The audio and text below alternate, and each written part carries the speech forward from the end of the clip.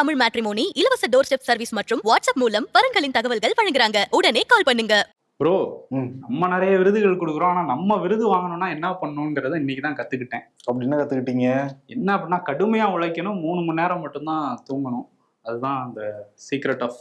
3 மணி நேரம் தூங்கினா மட்டும் விருது வாங்க முடியும் எங்கப்பா சொன்னாங்க? ஒருத்தர் வாழும் உதாரணம், ஒரு லிவிங் லெஜெண்ட் வாங்கியிருக்காரு. என்ன நீங்க எப்படி சொல்றீங்க? யார சொல்ற? அவரே தான். 56 அவார்டை தாண்டி போய்கிட்டு இருக்காரு அவரு. என்னன்னா, மொரீஷியஸ்க்கு போயிருந்தாரு நம்ம பிரதமர் மோடி. அவருக்கு வந்து ஒரு பெரிய விருது கொடுத்துருக்காங்க. ஆனா பேரே 1 மீட்டர் லென்த் வரும் போல. The grand commander of the order of the star and key of the Indian Ocean. Indian ஓஷனுக்கே நீங்க தான் ஜி அப்படின்னு இருக்காங்க மொரீஷியஸ். பாருங்க, அவர் உழைச்ச உழைப்புக்காக ரொம்ப லென்த்தான ஒரு விருதை வந்து கொடுத்துருக்காங்க. இந்தியன் ஓஷன் ஆழம் வரைக்கும் இருக்கும் போல இருக்கு அந்த பேர், அந்த அளவுக்கு போய்கிட்டு இருக்கு. ஆமா, ஓகே. அதனால தூங்காம இருந்தா விருது வாங்க முடியும்னு நீங்க நினைக்கிறேன்? ஆமா, நம்புறேன். இன்னொன்னு வந்து அந்த ஆழத்தை இறங்கி பார்த்தாதான் ஜி எவ்வளவு உழைச்சிருக்காருங்கிறது நமக்கு தெரிய வரும். சரி, அவர் இருக்கட்டும். நீங்க எவ்வளவு நேரம் தூங்குறீங்க? ஒரு 6.5-7 மணி நேரம். ஆகா, அதான் வெறும் மிஸ் ஆகிக்கிட்டு இருக்கு. ஒரு 3.5 மணி நேரத்தை கட் பண்ணீங்கன்னு வச்சுக்கோங்க. கட் பண்ண தெரியுமாவோ, அந்த காதல் படத்துல பரத் வருவாப்புல எங்க வர வேண்டியதா தூக்கம் கெட்டு போச்சுன்னா. சரி, ஓகே. வந்து ஒரு ஆய்வு என்ன சொல்லுதுன்னா, இந்தியால 51% இந்தியர்கள் 6 மணி நேரத்துக்கு குறைவாதான் வந்து தூங்குறாங்களாம் அப்படின்னு சொல்றாங்க. நம்ம நேரிட்டு வந்து நம்ம கேட்டிருந்தோம். இன்னைக்கு இம்பர்ஃபெக்ட் ஷோ வாட்ஸ்அப் சேனல்ல வந்து கேட்டிருந்தோம். அதுல 6-8 மணி நேரம்னு சொல்லிட்டு ஒரு 670 பேரு, 4-6 மணி நேரம்னு சொல்லிட்டு 250 பேரு, 4 மணி நேரத்துக்கு கீழேன்னு சொல்லிட்டு 16 பேர் சொல்லிருக்காங்க. அதுல ஜியும் ஒருத்தரா இருப்பாரோ நம்ம சேனல்ல இருக்கான்னு தெரியல. இல்ல, நம்ம அந்த நேயர்கள் இம்பர்ஃபெக்ட் ஷோ குடும்பத்தை சேர்ந்தவங்க அவங்க. அந்த 16 பேரும் ரொம்ப கவனமா இருக்கணும். நல்லா வந்து ரெஸ்ட் எடுங்க. 4 மணி நேரம் தூக்கங்கிறது பத்தவே பத்தாது. ஒரு 6 மணி நேரம் வந்து ஒரு அடல்ட் வந்து தூங்கலாங்கிறாங்க. அட்லீஸ்ட் 6-7 மணி நேரம் வந்து தூங்கணும் அவங்க. தொடர்ந்து 4 மணி நேரம் தூங்கிட்டு இருந்தா நிச்சயம் உடல்ல பாதிப்பு வருமா வராதா? வரும். அதனால உடல்நிலையும் பாத்துக்கணும்ல. இந்த மும்மொழி கொள்கை பிரச்சனை வந்து பெருசாயிட்டே போச்சு. அதுல வந்து நிறைய வாதங்கள் விவாதங்கள்லாம் நடந்தது இல்ல. அதுல வந்து பிடிஆர் பேசியிருந்தாரு. அறிவு இருக்கவங்க வந்து மும்மொழி கொள்கையை தேர்ந்தெடுக்க மாட்டாங்க, இருமொழி கொள்கையை வச்சு நம்ம சாதிச்சிருக்கோம் அப்படின்னு. அதுக்கு அண்ணாமலை வந்து பதில் சொல்லியிருக்காரு.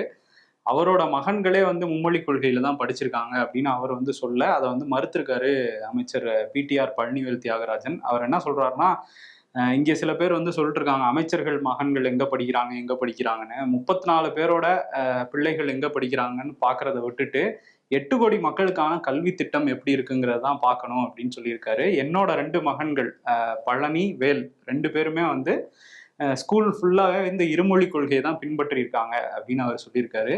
அதுக்கும் அண்ணாமலை வந்து 2வது மொழி வந்து அவங்க பிரெஞ்சு இல்லைன்னா ஸ்பானிஷ் தான், அவங்க தமிழே படிக்கலங்கிற மாதிரிலாம் பேசிட்டு இருக்காரு. இந்த 20,000 புத்தகத்துல ஏதோ ஒரு புத்தகத்துல இருந்திருக்கு இந்த டீட்டெயில்.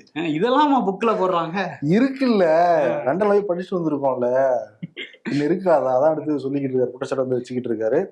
ஒரு பக்கம் வந்து தர்மேந்திர பிரதான் தமிழ்நாடு எம்பிக்களை நோக்கி வந்து அன்சிவிலைஸ்டு அண்டமாக்கிற வார்த்தையை பயன்படுத்தி 100 முறை மன்னிப்பு கேட்டுக்கிறேன்னு சொல்லிட்டாரு. இருந்தா கூட அந்த நாகரிகம் ஒரு வார்த்தையை எடுத்துட்டு நாடாளுமன்றத்துல தொடர்ந்து எம்பிக்கள் கேள்வி கேட்டு இருக்காங்க. இங்க தமிழ்நாட்டிலேயே திமுக காரங்க அந்த நாகரிகம் வார்த்தை எடுத்துக்கிட்டு திமுக பொதுச் செயலாளர் முந்தானத்து சென்னையிலயும் நேத்து வந்து வேலூர்லயும் போய் நிறைய கேள்விகள் வந்து கேட்டிருக்காரு. அதே மாதிரி ஸ்டாலின் இந்த நாகரிகம்ங்கிற வார்த்தை எடுத்துட்டு நிறைய கேள்விகள் மத்திய அரசு நோக்கி கேட்டிருக்காங்க. இவங்க துரைமுருகன் என்ன சொல்றாருன்னா, இந்திய ஒரு பீடை, மும்முனை போராட்டம்ங்கிறது தமிழ்நாட்டுல பல சமயங்கள் வந்து நடந்திருக்கு. இப்ப நடந்துகிட்டு இருக்கிறது மும்முனை போராட்டம் தான். இந்திய வந்து திணிக்க பாக்குறாங்க, நமக்கு நிதி வந்து தர மாட்டேங்கிறாங்க, அதே மாதிரி தொகுதி மறுவரையும் வந்து பண்ண பாக்குறாங்க அப்படிங்கறத குறிப்பிடுறாரு. அதே மாதிரி என்னன்னா, அண்ணா காலத்துல வந்து இந்திய திணிக்க முயற்சி பண்ணாங்களாம். அண்ணா ஒரு பெரிய அறிஞர்ல, அதனால பயந்து பின்வாங்கிட்டாங்களாம். அப்புறம் அண்ணா போனதுக்கு பிறகு கலைஞர் இவர் என்ன படிச்சதார படிக்கவே இல்லைன்னு சொல்லிட்டு இவரோட வரலாற்றுல வந்து நினைச்சாங்களாம். கலைஞர்கிட்ட இது படிக்கவே இல்லையா. இப்ப சோட்டா பாய் ஸ்டாலின்ட்ட அவரே சொல்லிக்கிறாரா? சரி, வந்து வேலைக்காரன் நினைச்சாங்க. ஆனா வந்து நாவடக்கம் வேண்டும்ங்கிற மாதிரி பேசியிருக்காரு நம்ம தளபதி ஸ்டாலின். கலைஞராவது 10 தடவைக்கு மேல டெல்லி போய் தான் வந்து தேசிய தலைவர் ஆனாரு. நம்ம தளபதி 2 முறை டெல்லிக்கு போய் தேசிய தலைவர் ஆயிட்டாரு. ஓகே. அப்புறம் என்னன்னா, திருவிழாவில எல்லாம் சில பேர் வேணுங்கன்னு இடிப்பாங்க, இடிச்சுட்டு செருவு பிஞ்சிரும் அப்படின்னா சாரின்னு கேட்டு போயிருவாங்க. அந்த மாதிரி ஒவ்வொரு டைமும் ஒவ்வொரு தலைவர் வர்றப்ப இடிச்சு பாருங்க நம்மளைய, நம்ம வந்து அவ்வளவுதான் அப்படின்னு பயந்து வந்து போயிடுறாங்க. உங்களுக்கு வந்து நாகரிகம் இருக்காடா வாடா படம்லாம் வந்து சொன்னாரு அவரு. இன்னொன்னு என்ன சொல்றாருன்னா, ஒரு மாட்டு கதையை வேற அவர் சொல்றாரு. ஒரு மாடு, ம். அந்த மாடை போய் வந்து புடிச்சிட்டு வந்தா 1000 ரூபாய் பரிசு வந்து அறிவிச்சிருந்தாங்கன்னா என்ன பண்ணாங்கன்னா, தமிழ்நாட்டை சேர்ந்த ஒருத்தர் வந்து போனாரா, இல்லைன்னா நான் பிடிக்க முடியல எனக்கு வேணாம்னு சொல்லிட்டு ஒதுங்கி வந்துட்டாராம். இதே நார்த் இந்தியாவில சேர்ந்த ஒருத்தர் வந்து போனாலும் அந்த மாடை ஓடி போயிடுச்சான். காரணம் என்னன்னா, அந்த நாத்தம் பிடிச்ச மாடு, தமிழர்கள் ரொம்ப நீட்டா இருப்பாங்க, 3 ரூபாய் குளிப்பாங்க, அந்த மாட்டை போய் பிடிக்க முடியல. ஆனா அந்த நாத்தம் பிடிச்ச மாட்டுனாலே அந்த நாத்தம் பிடிச்ச நார்த் இந்தியனால பார்த்துட்டு தாங்க முடியாத மாடு ஓடிடுச்சுங்கிற அளவுக்கு வந்து பேசியிருக்காரு. இன்னொன்னு வந்து 10 பேர் சேர்ந்து ஒருத்தர் கல்யாணம் பண்ணிப்பாங்க அப்படின்லாம் கூட வந்து கொஞ்சம் தரம் தாழ்ந்து கூட வந்து பேசியிருந்தாரு. அவங்க நாகரிகமான்னு கேட்டது, இவரும் கொஞ்சம் வந்து பார்த்து பேசணும். பொதுச்செயலாளர், வயசுல வேற ரொம்ப வந்து மூத்தவர். ஆமா, இந்தி பீடைன்னு சொல்லியிருக்காரு. முதலமைச்சரே வந்து எம்பிக்களுக்கு அறிவுரை கொடுத்திருந்ததுல மத்த மொழி எதையுமே நம்ம வந்து காயப்படுத்தக்கூடாது, பார்த்து பேசணும் அப்படின்னு தான், நம்ம யாருக்கும் எதிரி இல்லைன்னா பேசியிருந்தாரு. அத பொதுச்செயலாளர் முதல்ல வந்து கேட்கணும். இன்னொன்னு வேற சொல்றாரு, பண்ணி குட்டிங்க போட்ட மாதிரி 10 குட்டிங்க வந்து போடுறாங்க, இப்ப நமக்கு வேற வழி கிடையாது, நம்ம ப்ரொடியூஸ் பண்ணி தான் ஆகணுங்கிற மாதிரி நம்மளையும் கொஞ்சம் கேவலப்படுத்துற மாதிரி தான் இருந்துச்சு அந்த ஸ்பீச். இன்னொரு பக்கம் இது வந்து சென்னையில பேசின முதலமைச்சர் மு.க. ஸ்டாலின் தமிழ்ல பேச முடியலன்னு சொல்லிட்டு சமஸ்கிருதத்துக்கு அதிகமா நிதி ஒதுக்குறது நாகரிகமா? இயற்கை பேரிடர் குஜராத்ல ஏற்பட்டுச்சுன்னா இன்னைக்கு மாலையே 10,000 கோடி ஒதுக்குறீங்க, தமிழ்நாட்டுல 2 வருஷம் ஆகி ஒரு கோடி ஒதுக்க மாட்டேங்கிறீங்க, அது வந்து நாகரிகமா?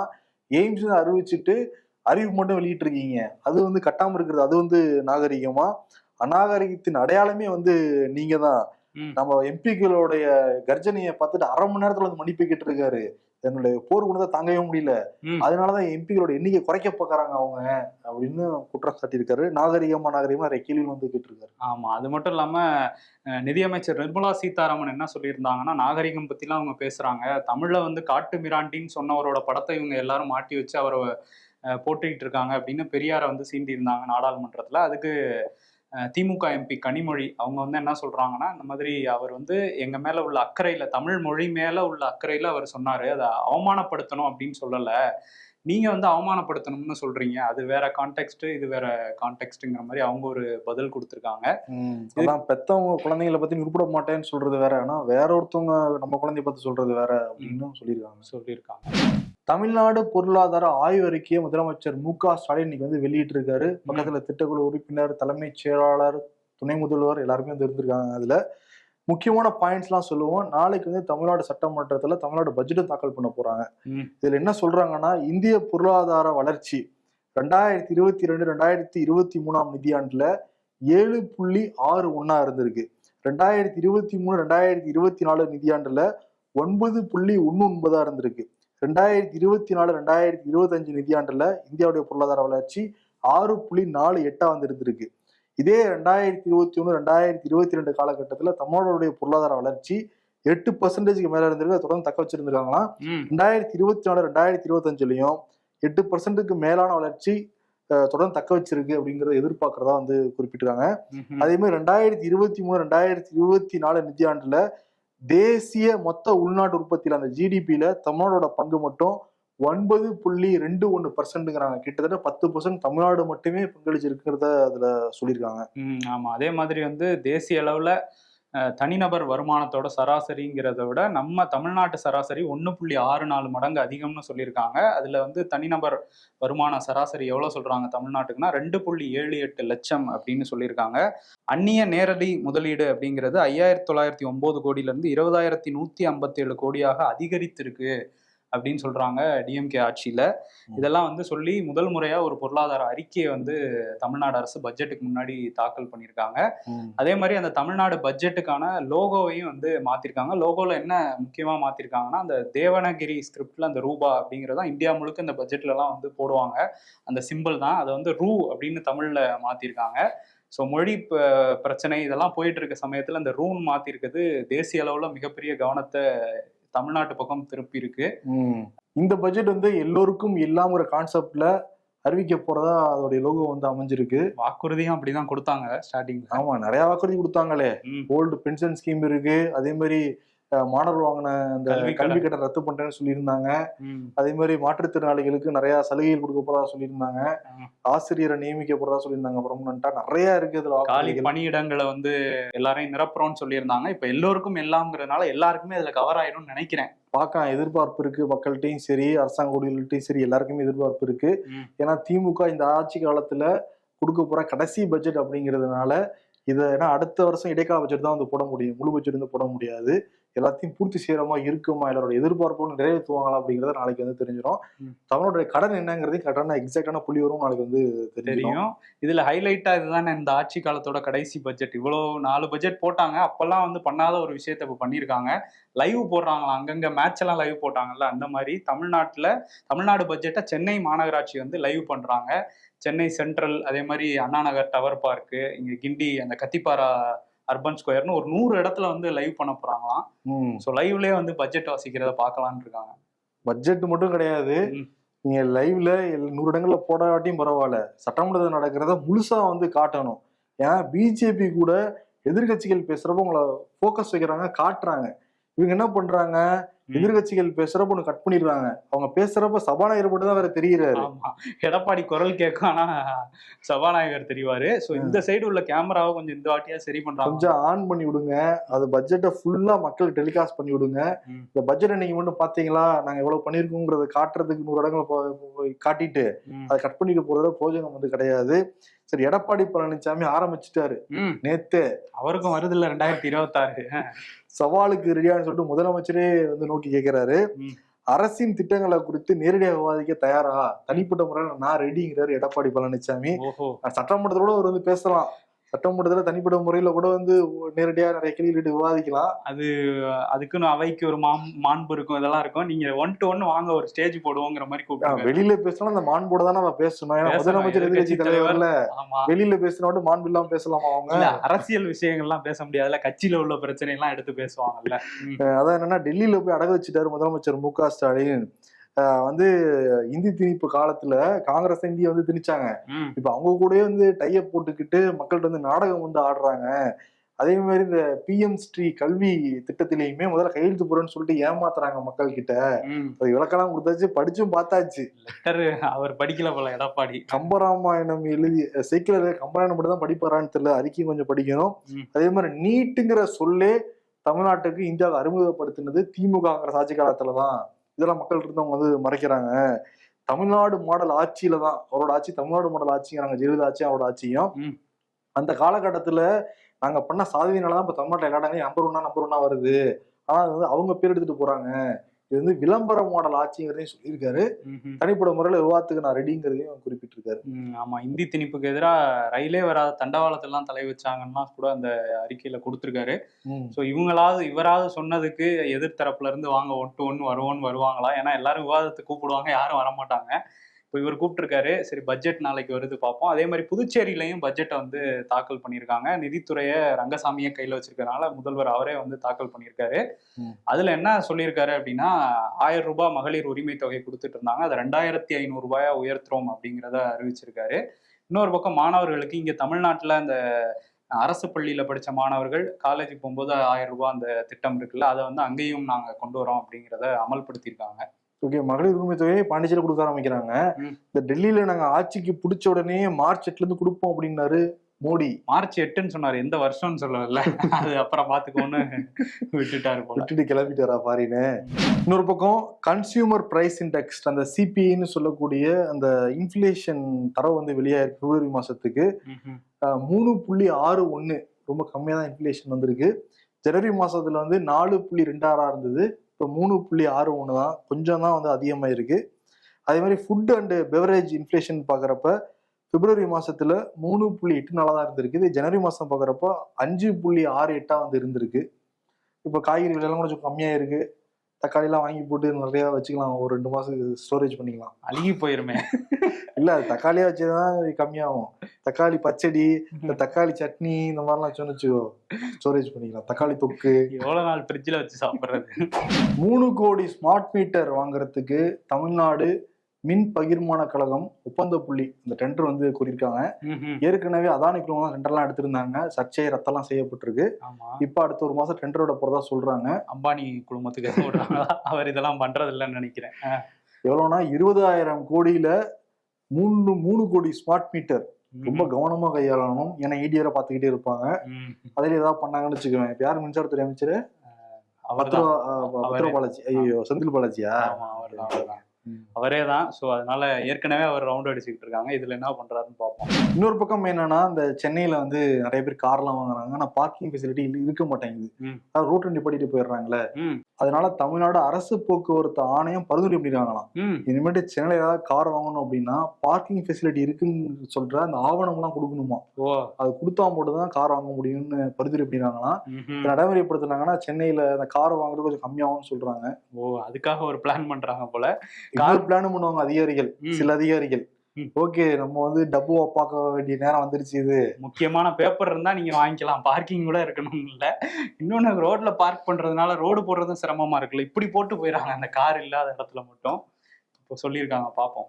இப்போ நண்பர் செய்திக்கு வருவோம். அதானிக்கு வந்து பல மாநிலங்களும் பல டெண்டர்லாம் விட்டுட்டு இருக்காங்க, பல மாநில அரசுகளும். ஆனா மத்திய அரசு என்ன முடிவு பண்ணியிருக்காங்கன்னா, ஒரு நம்ம நாட்டோட எல்லையே விட்டுறலாங்கிற ரேஞ்சுக்கு அவங்க ஒரு முடிவு எடுத்திருக்கதா தெரியுது. நண்பர்களா இதை கூட செய்யலன்னா என்ன, எப்படி அப்படிங்கிற மாதிரி தான் போயிட்டு இருக்காங்க. ஆனா எதிர்கட்சிகள் நாங்க விட மாட்டோம் அப்படின்னு வந்து நேத்து நாடாளுமன்றத்துல கொந்தளிச்சிருக்காங்க. என்னன்னா, நம்ம முன்னாடியே சொல்லியிருந்தோம், குஜராத் பாகிஸ்தான் பார்டர்ல எரிசக்தி பூங்கா அமைச்சுக்கலாம்னு அதானி குழுமத்துக்கு ஒப்புதல் கொடுத்துட்டாங்க.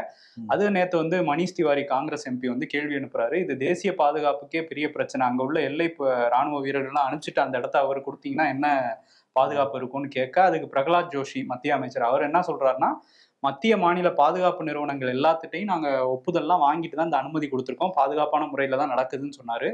அதை ஏத்துக்கல. இது வந்து தேசிய பாதுகாப்புக்கே பிரச்சனைன்னு எதிர்கட்சி எம்பிகள்லாம் வந்து கோஷம் போட்டுட்டு வெளியே கிளம்பி போயிட்டாங்க. இல்லைன்னா 2 கட்சி மட்டும் எதிர்கட்சிகள் நாங்க போக முடியாது, போராட முடியாதுன்னு உட்காந்துட்டாங்க. யாருன்னா சமாஜ்வாடி, இன்னொரு பக்கம் திரிணாமுல் காங்கிரஸ். மம்தாவும் அகிலேஷும் அதானி கிட்ட கொஞ்சம் சாஃப்டா டீல் பண்றாங்க போல. ஓகே, அதே மாதிரி நிறைய மசோதாக்கள் வந்து தாக்கல் பண்றாங்க, நிறைவேறிக்கிட்டு இருக்கு. இது ரொம்ப ஒரு முக்கியமான மசோதா.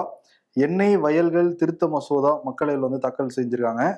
இதுல பேசின விவசாயத்துறை அமைச்சர் என்ன சொல்லியிருக்காரு அப்படின்னா, இந்த மசோதா எதுக்காக தாக்கல் செய்யப்பட்டிருக்கு அப்படின்னா, இந்தியாவில் முதலீடு செய்ய இருக்கிற உலகளாவிய எண்ணெய் நிறுவனங்கள் அவங்களோட குறைகளை தீர்க்கிறது தான் அந்த மசோதாவோட முக்கியமான நோக்கம். உலகளாவிய எண்ணெய் நிறுவனம் அப்ப நண்பரோட நிலைமை அவரு தான் உலகளாவிய பிசினஸ் பண்ணிக்கிட்டு அவரு சேர்த்துக்கலாம் அதுல. சரி, இதனால மாநில உரிமைகள்லாம் பறிபோகாதுன்னு உத்தரவாதம் நான் கொடுக்கணும் அப்படின்னு இருக்காரு. இப்படிதான் சொன்னீங்க. அதான் டங்ஸ்டன் எல்லாம் பார்த்தோம் எப்படி உரிமை வந்து இதுவாச்சுன்ட்டு.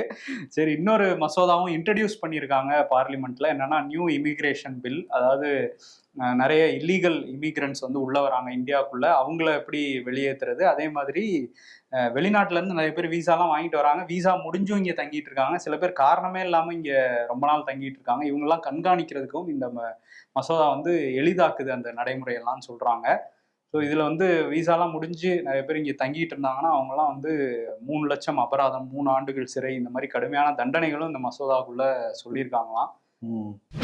இன்டர்நேஷனல் கமிஷன் ஆஃப் ஜூரிஸ்ட், சர்வதேச நீதிபதிகள் ஆணையத்துடைய அறிக்கை வந்து வெளியாயிருக்கு. கடந்த 10 ஆண்டுகள்ல நீதித்துறை சுதந்திரம் இந்தியால பறிபோயிருக்கு அப்படிங்கிறத முக்கியமான விஷயமா வந்து அவங்க சொல்லிருக்காங்க. 10 ஆண்டுகளா? ஆமா, இங்க நம்ம இந்திய நீதிமன்றத்துக்கே மரியாதை கொடுக்கணும், இன்டர்நேஷனலா ரொம்ப மரியாதை கொடுக்கணும்ல. அதனால எதுவும் வார்த்தைகள் மாறிடக்கூடாது. அதனால கரெக்டா நான் வந்து அதை சொல்றேன். ஓகே, இந்த ஆய்வறிக்கையில வந்து என்ன சொல்றாங்கன்னா, இந்தியால நீதிபதிகள் நியமனத்துல வெளிப்படைத்தன்மை இல்லாததுங்கிறத சொல்றாங்க.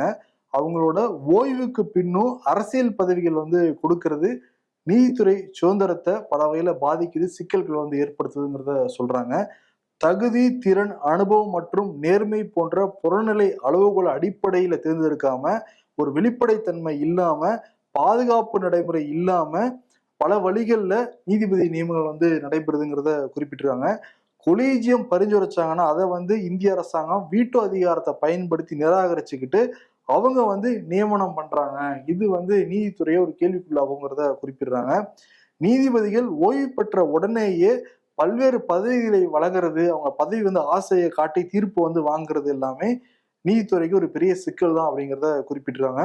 குறிப்பாக நீதித்துறையில பன்முகத்தன்மை இல்லாததும் வந்து சுட்டி காட்டுறாங்க. குறிப்பா சொல்லணும்னா, உயர் நீதிமன்றம் மற்றும் உச்ச நீதிமன்ற பெண் நீதிபதிகளோட பிரதிநிதித்துவம் 13% வந்து குறைஞ்சிருக்கான். மத அடிப்படையிலான நியமனங்கள் இருக்காங்கிறத பத்தி உங்களுக்கு தெரியல, அதை வச்சுதான் சொல்ல வராங்க, நம்மளால வந்து புரிஞ்சுக்க முடியுது. ஒரு சர்வதேச நீதிபதிகள் ஆணையத்திலிருந்து இப்படி அறிக்கை வருதுங்கிறது நமக்கு ஷாக்கிங்கா தான் இருக்கு. ஆமா, நீதித்துறை அதை பத்தி இப்படிலாம் சொல்லியிருக்காங்க. பார்ப்போம், மத்திய அரசு வீட்டோ அதிகாரத்தெல்லாம் பயன்படுத்துறாங்கன்னா கொஞ்சம் இதாக தான் இருக்குது. நடிகை சௌந்தர்யா ஒரு ஹெலிகாப்டர் விபத்துல வந்து உயிரிழந்துட்டாங்க அப்படிங்கிற செய்தி வந்து நம்ம எல்லாருக்குமே தெரிஞ்சதுதான். அந்த டைம்ல இதுல வந்து மர்மம் இருக்கா அப்படின்லாம் ஒரு பேசு பொருளா இருந்தது.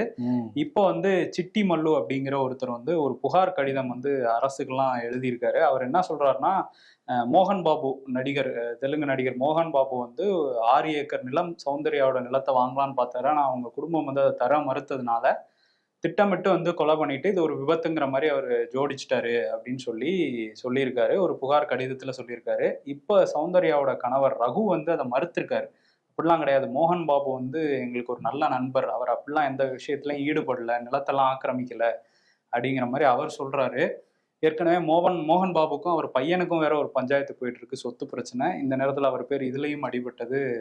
தெலுங்கானா, ஆந்திராலாம் கொஞ்சம் பரபரப்பா போச்சு. நான் படையப்பா ஹீரோயின்ல அதனால தமிழ்நாட்டிலையும் பல பேர் பார்த்தாங்க. அவங்க இறந்து போனது ஒரு பிரேக்கிங் செய்தியா இருந்துச்சு அந்த காலகட்டத்துல. இன்னொரு பக்கம் வந்து அமெரிக்காவுக்கு போவோம்.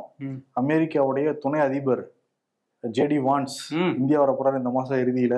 ஓகே, அவங்க வந்து பதவியேற்ற உடனே முதல் பயணம் ஜெர்மனிக்கு போனார் அவரு. அதற்கு பிறகு இந்தியா வர போறதா சொல்றாங்க. ஏன்னா அவருடைய மனைவி வந்து உஷா வான்ஸ், அவங்க வந்து இந்தியா வம்சாவளியை சேர்ந்தவங்க. 1970களில் அவங்க குடும்பம் வந்து அமெரிக்காவுக்கு போய் செட்டில் ஆனாங்க. இப்ப இந்தியா வர போறதா சொல்லியிருக்காங்க. ஆமா, அதே மாதிரி ட்ரம்ப் வந்து அதிகாரிகளை ரஷ்யாவுக்கு அனுப்புறாராம். ஏன்னா வந்து 30 நாள் போர் நிறுத்தத்துக்கு ஒத்துக்கிட்டாங்க உக்ரைன். புத்தினும் ஒத்துக்குவாரு அப்படின்னு நம்புறேன். ஒருவேளை ஒத்துக்கலைன்னா கடுமையான வரி விதிப்பேன், நண்பர்லாம் பார்க்க மாட்டேன்னு சொல்லியிருக்காரு. ஏற்கனவே இங்கே ஒரு நண்பருக்கு சொல்லியிருந்தாரு, இப்ப ரஷ்ய நண்பருக்கும் சொல்லியிருக்காரு. சொல்லிக் கொடுத்து யாரும் கற்றுக்கொள்வதில்லை, கவனித்தவர்கள் மட்டுமே இங்கு கற்றுக்கொள்கிறார்கள். அது கிளாஸ்ல ஆகட்டும் இல்ல வாழ்க்கையிலே ஆகட்டும். நம் பெரும்பாலான நட்புகள் 2 வகை. தான் சொல்றது மட்டும்தான் கரெக்டுன்னு நம்புறது, எவன் எதை சொன்னாலும் அதை நம்புறது.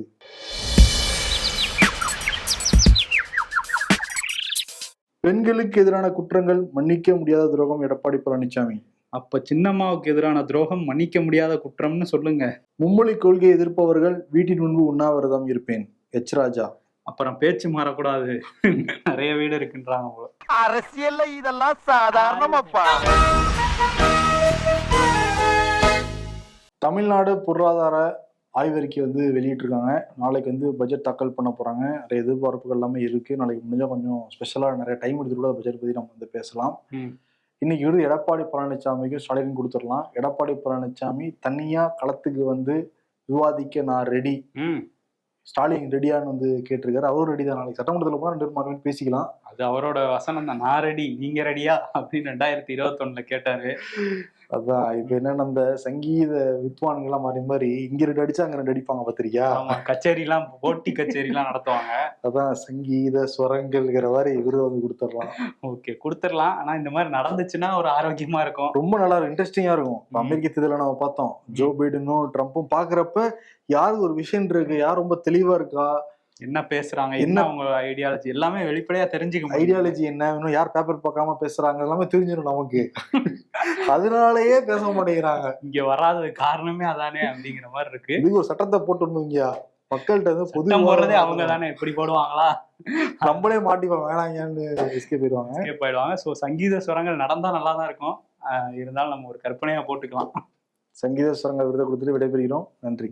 மகன் அல்லது மகளுக்கு வரன் பாக்குறீங்களா? ரொம்ப பிரைவசியா வரன் அமைத்து தர இலவச டோர் ஸ்டெப் சர்வீஸ், வாட்ஸ்அப் வசதி என பல புதிய சேவைகளை வழங்க காத்திருக்கிறது உங்கள் தமிழ் மேட்ரிமோனி. இன்றே தொடர்பு கொள்ளுங்கள்.